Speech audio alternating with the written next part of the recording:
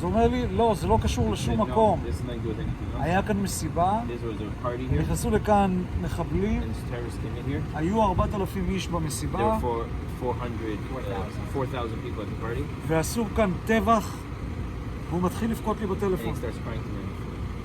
אני עדיין לא יודע אם מה שהוא אומר לי זה מאיזה משבר נפשי של משהו שהוא ראה, It's like או שזו some, like, המציאות. damage to, you know, he's seen so much in his life that he's imagining this, or is this the actual reality? אז אני אומר לו, משה, תראה לי וידאו I מהמקום שאתה I נמצא. told him, Moshe, take a video of where you are. הוא פותח לי את ה... הוא אומר לי, תפתח שיחת וידאו So בטלפון. we open a video call together, הוא עושה לי ככה תמונה and he does a מסביבי. video here, אני מבין מה אני and רואה. I understand what I see. אני אומר לו, תסגור עיניים, אני מטפל בזה. And I said, close your eyes and go away. I'm coming to take care of this.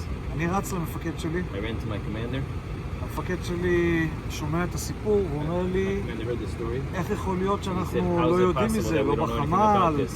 לא בתקשורת, We have אף אחד לא מדבר על no זה. information coming in about this situation." אמרתי לו, המפקד, ראיתי בעיניים I said, I saw it בווידאו, with my own eyes on video. אני 20 שנה ביחידה, I'm 20 years in this unit. אחד מהתפקידים שלי זה One of my מודיעין, jobs is intelligence. מעולם לא נתתי לך מידע שהוא לא And נכון, in my life, I've never given information that's not true. תסמוך עליי. Trust me. הוא אומר לי, תן לי כמה דקות, He said, give me a few minutes. אחרי דקה וחצי הוא A minute חוזר after אליי he comes ואומר back to לי, me and tells me, המשימה שלנו. it's our mission. We assigned to us.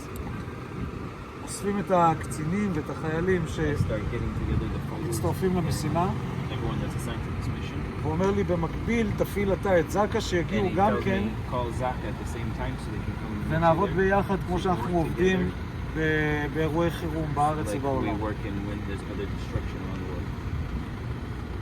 אנחנו יוצאים מהמרכז, הפיקוד שלנו נמצא במרכז. Our base is in the center of the country.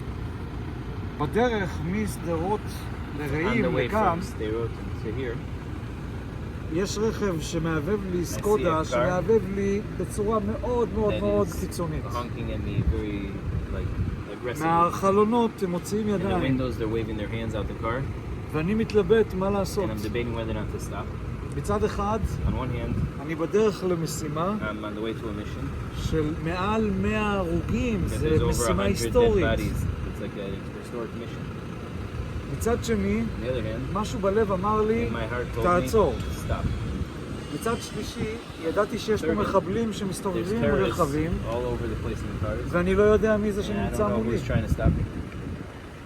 אני הייתי על אמבולנס של זקה, I was in the ambulance of Zaka.